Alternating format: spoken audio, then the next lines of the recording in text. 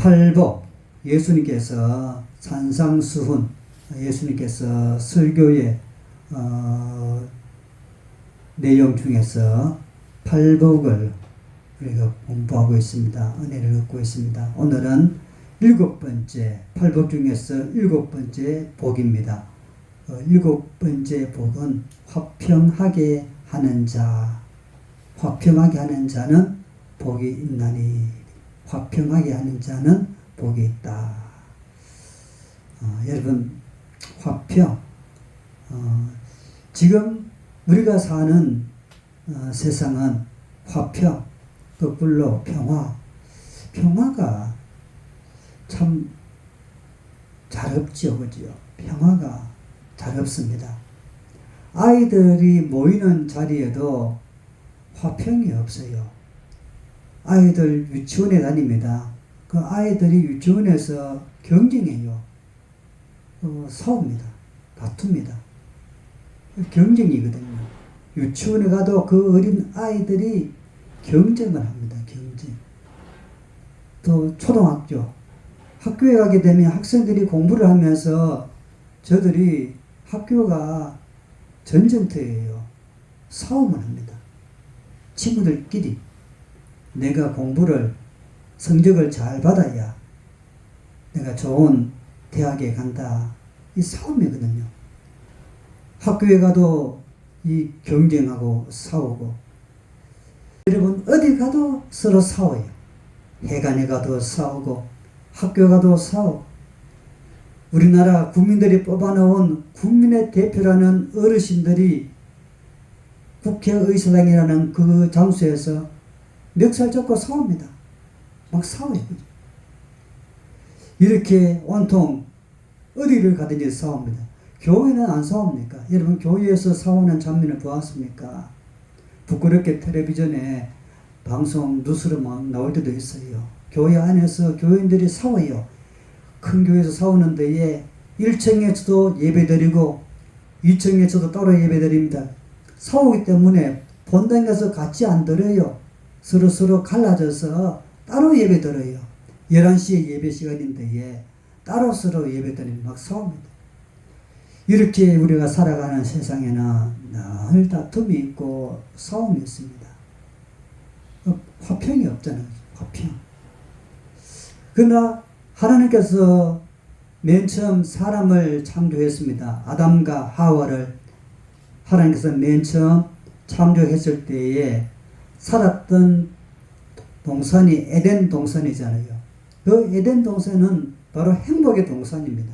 기쁨의 동산입니다. 거기서 아담과 하와가 참 화평하게 평화롭게 살았거든요. 평화롭게 살았는데 그 평화로운 에덴 동산을 뱀이 그 평화로운 에덴 동산을 깨뜨립니다. 뱀이 아담과 하와를 하나님 말씀을 어기도록 꼬셔가지고 아담과 하와가 하나님의 말씀을 어기도록 그렇게 했는 겁니다. 그래서 아담과 하와가 하나님 말씀 그 법을 어기고 결국은 에덴 동산에서 쫓겨나게 됩니다. 쫓겨날 때에 아담과 하와가 이 아담은 하나님께서 만들어준 저 여자 하와가 나한테 그렇게 하도록 했습니다. 그래서 그 일어난 사건을 가지고 자기 아내 하와한테 책임을 넘기는, 이렇게 하다 보니까 부부 갈등, 부부 싸움이 생기는 거죠. 맨 처음에는 화평했고 평화로웠는데 이 뱀은 우리로 말하면 사탄이죠.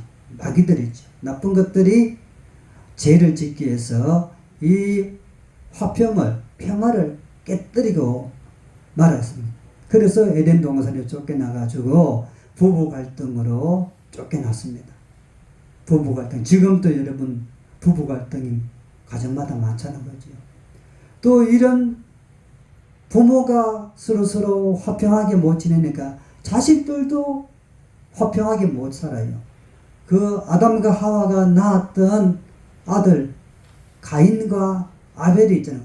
가인과 아벨이 있는데 이 가인과 아벨이 하나님 앞에 이렇게 예배를 드렸어요. 그런데 가인은 하나님께서 그 예물을 안 받아주었어요. 동생 아벨의 예물은 받아주었거든요. 거기서 이 가인이 이렇게 말 그대로 경상도말로 붙다고가 났어요. 화가 났습니다. 그래갖고 이게 시기심이 생기고 질투가 생기고 마음에 화가 생겨서 결국은 형제 갈등이 생겨서 동생을 쳐 죽입니다. 최초의 살인을 저지르고 말지. 이렇게 하여 결국은 세상은 평화가 화평이 깨어지고 지금도 여전히 평화가 없습니다.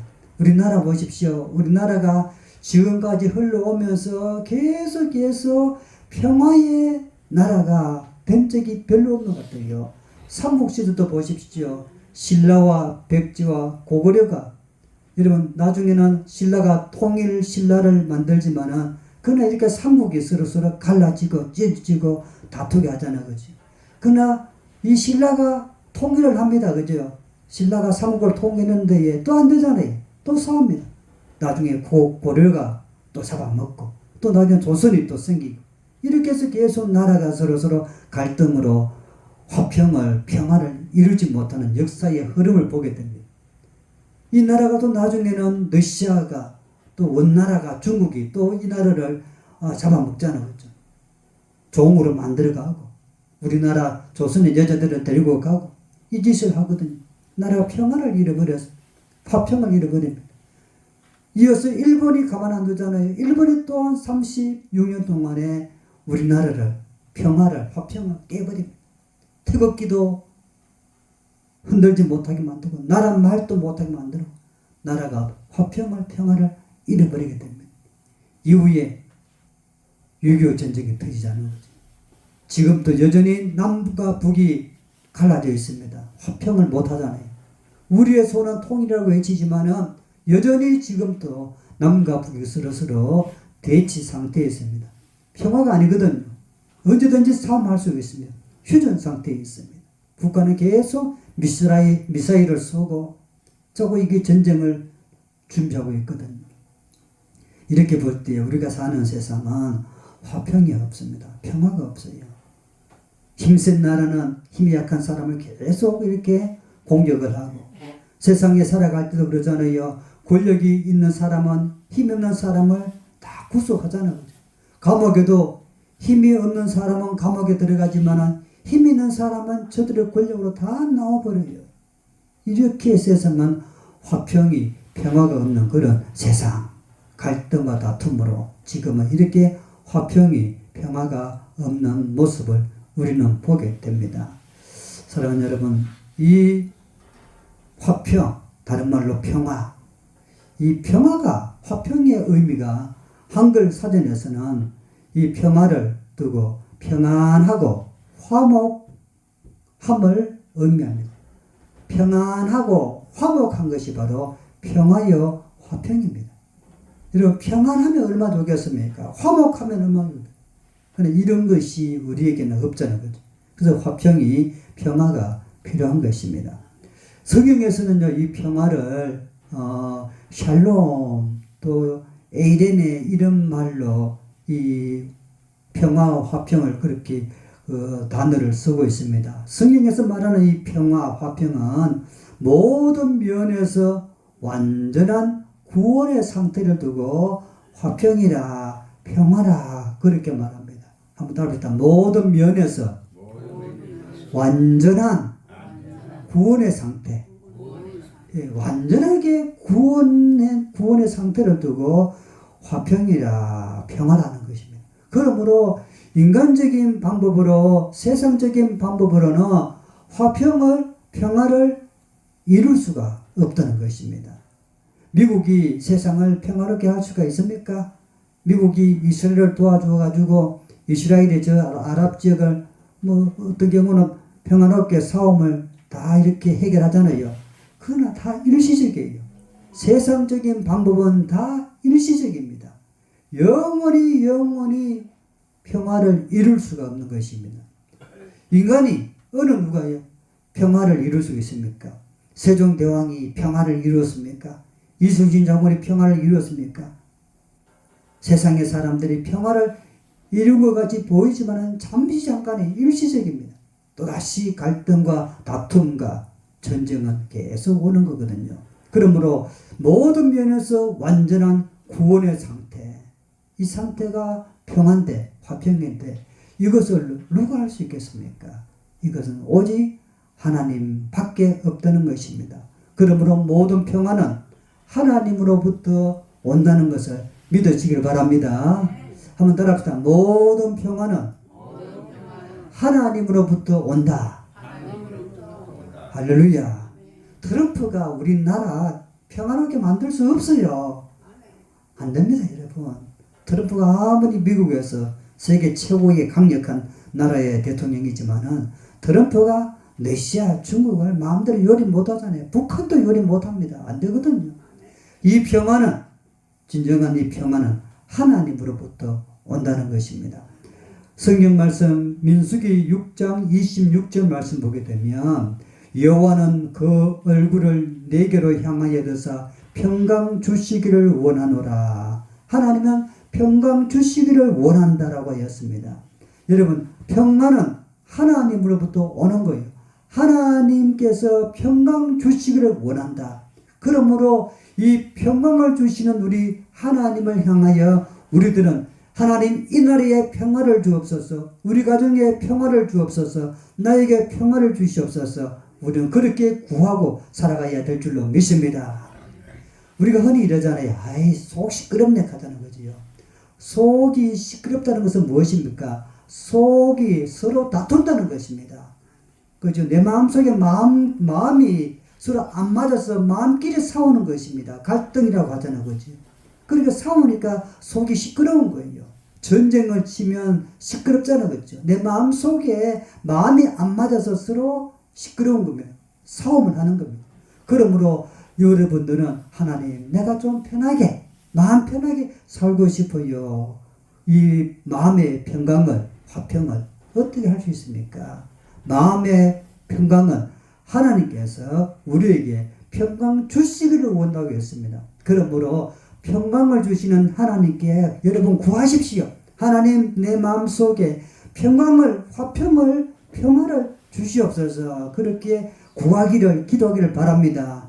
왜냐하면 하나님께서 평강 주시기를 원하기 때문에 그렇습니다. 하나님의 평강 주기를 원하는데 왜 우리가 안 구합니까? 구해야 되자는 거죠. 하나님은 평화를, 화평을 주시기를 원하시는 것입니다.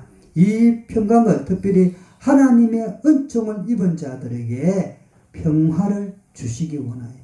하나님의 은총을 입은 자. 우리들은 주 안에서 하나님의 은총을 입은 자들입니다. 할렐루야.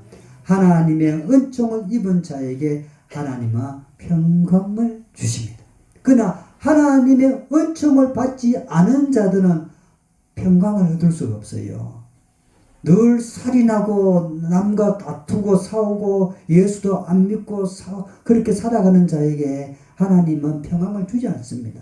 하나님의 은총을 입은 자, 하나님을 믿고 하나님을 바라보고 예배를 드리고 예수님 하나님의 뜻대로 살겠습니다. 그렇게 하나님의 은총을 입고 살아가는 자들에게는 하나님께서는 평강을 주신다는 것입니다. 그러면 여러분들은 평강을 받을 자격을 가지고 있는 거예요. 그러므로 구하십시오. 하나님, 나에게 평강을 주세요. 편안한 잠을 주세요. 내 마음속이 속 시끄럽지 않고 내 마음에 평강을 주세요. 그렇게 구하는 그런 성도가 되기를 주님의 이름으로 축원드립니다. 여러분, 예수님께서 십자가에서 죽으셨지요. 왜 예수님께서 이 땅에 하나님이신데에 십자가에 죽어가지 하면서 이 땅에 오셨습니까? 왜 예수님께서 이 세상에 오셨는가? 그 목적을 알아야 됩니다. 왜 예수님께서 이 세상에 오셔서 십자가에 못 박혀 죽으셨는가? 먼저 첫 번째는요, 하나님께 영광 돌리기 위해서 오셨습니다. 예수님께서도 왜 이 땅에 오셨는가? 죽기까지 하시면서 그 이유가 먼저 하나님께 영광 돌리기 위해서 이 땅에 오셨는 것이에요. 하나님께 영광 돌리기 위해서. 그리고 이어서는 하나님의 은총을 입은 자들에게 평화를 주기 위해서 오셨습니다. 예수 믿는 자들에게, 하나님의 은혜를 입은 자들에게 평화를 주기 위해서 오셨어요. 그래서 예수님께서 성탄을 앞두고 먼저 천사가 목자들에게 말하잖아요. 그 소식을 알리잖아요. 하늘에는 영광이여 땅에서는 기뻐하심을 입은 모든 사람들에게 평화로다. 예수님이 그런 분이 오신다고 하자는 거지. 땅에서는 예수를 통하여 평화가 되는 평화. 그러므로 예수님께서는 왜 오셨는가? 먼저 하나님께는 영광이고 땅에서는 하나님의 은혜를 입은 자들에게 평화를 위해서 오시다는 것입니다. 그러므로 예수 믿는 성도는 평화의 삶, 화평의 삶, 화목의 삶을 살아야 될 줄로 믿습니다. 그런데 예수 믿으면서도 서로 주먹질하고 서로 싸우고 하면 그는 하나님의 은혜를 입은 자가 아닌 거지요. 근데 예수 믿는 흉내만 내는 자들입니다. 예수를 믿는 자들은 하나님께서 그런 자에게 평화를 주시거든요. 그러므로 여러분 우리 모두 다 예수님을 잘 믿어서 주님 주시는 이 평화를, 화평을 누리며 사는 복된 자가 되기를 간절히 바랍니다. 사랑하는 여러분, 화평, 이 화평이 필요합니다. 화목이 필요합니다. 평화가 필요합니다. 작게 한번 봅시다. 여러분이 살아갈 때에 여러분 가정은 화평합니까? 내가 사는 가정은, 집안은 화평합니까? 그냥 가족끼리 서로 막 등 돌리고 살면 안 되잖아요. 그럼 화평이 아니잖아요. 이 화평을 하기 위해서는 먼저 우리가 화해가 필요해요. 화해해야 돼요. 화해가 있어야 되는 것입니다. 이 화해가 없으면 여러분 그것은 하나님의 화평을 이루는 자가 될 수가 없는 것입니다. 화평하게 하는 자, 먼저 형제와 화목해야 됩니다. 여러분 가족과 화목해야 됩니다. 예수님께서 말씀을 통하여 우리에게 주시거든요. 마태복음 5장 23절 24절 말씀 보게 되면 예물을 제단 앞에 두고 먼저 가서 형제와 화목하고, 형제와 화목하고. 여러분 원수된 형제가 있으면요 예배보다 먼저 원망 들을 일이 있는 형제들을 만나서 용서하고 화해하고 그 다음에 와서 예배를 드리고 예물을 드리라라고 예수님께서 말씀해 주고 있습니다. 그것이 바로 하나님과 화목함을 보여주는 것입니다. 형제하고는 서로 원수가 되어 있는데 교회에 와서는 하나님 사랑합니다. 하나님 찬송합니다. 그거 다 거짓말이에요.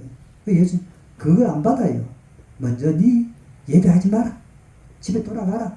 돌아가서 원망 살 일이 있는 사람과 만나서 먼저 화해하고 화목하고 그 다음에 교회 와서 예배 드려라.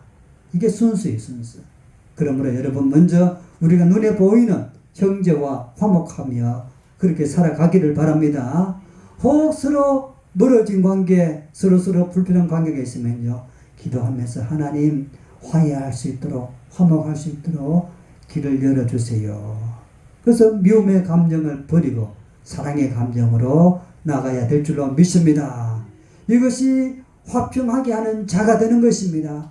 우리 모두 다 주의 이름으로, 예수 이름으로 만나는 사람들마다 화평하게 하는 자로 살아가기를 바랍니다. 여러분들이 만나는 사람과 불평하고 불화하고 싸우고 다투는 그런 자가 아니라 여러분들이 서로 만나는 사람들에게 서로 화평하며 살아가는 자가 될 때에 하나님께서는 하나님의 아들이라 그렇게 부른다는 것입니다. 여러분들이 서로 사이좋게 지내면요 하나님께서 여러분을 향하여 너는 하나님의 아들이라 그렇게 부른다는 겁니다. 그런데 가족과 이웃과 서로 화평하지 않고 서로 다투고 서로 원망하고 살아가게 되면 그 하나님의 아들이 아니라 사탄의 아들이 되는 것입니다. 그러므로 우리가 하나님의 아들이 되는 길이 무엇입니까? 화목하게, 화평하게, 평화롭게 하는 자가 될 때에 하나님의 아들이라 그렇게 부름을 받을 수 있다고 예수님께서 말씀해 주고 있습니다. 사랑하는 성도 여러분, 오늘 말씀 정리합시다. 나는 하나님의 아들로 살아가는가 아니면 사탄의 아들로 살아가는가? 양자택일입니다. 하나님 뜻대로 우리가 화목하면서 사랑하면서 화해하면서 화평하면서 살게 되면 우리는 하나님의 아들이 되는 것입니다. 그러나 그렇지 못하고 서로 비방하고 서로 헐뜯고 서로 미워하고 서로 다투고 그렇게 살아가게 되면 하나님의 아들이 아니라 사탄의 아들이 되고 마는 것입니다. 우리 모두 다 사탄의 자식이 아니라 하나님의 자식이 되기를 주의 이름으로 축원드립니다. 할렐루야. 그렇게 살기 위해서는요, 화평하게 하는 자가 되어야 됩니다. 화해하고 사는 자가 되어야 됩니다. 화목하게 하는 자가 되어야 됩니다. 그렇게 삽시다. 이제 우리 금년도 이제 2달밖에 안 남았습니다. 남은 달을 여러분들이 서로 만나는 사람들마다 늘 화해하면서 화목하면서 화평하면서 사랑스럽게 그렇게 살아서 그래 너는 하나님의 아들이라 인정받는 그런 우리 모든 성도가 되기를 주님의 이름으로 축원드립니다. 아멘. 기도합시다.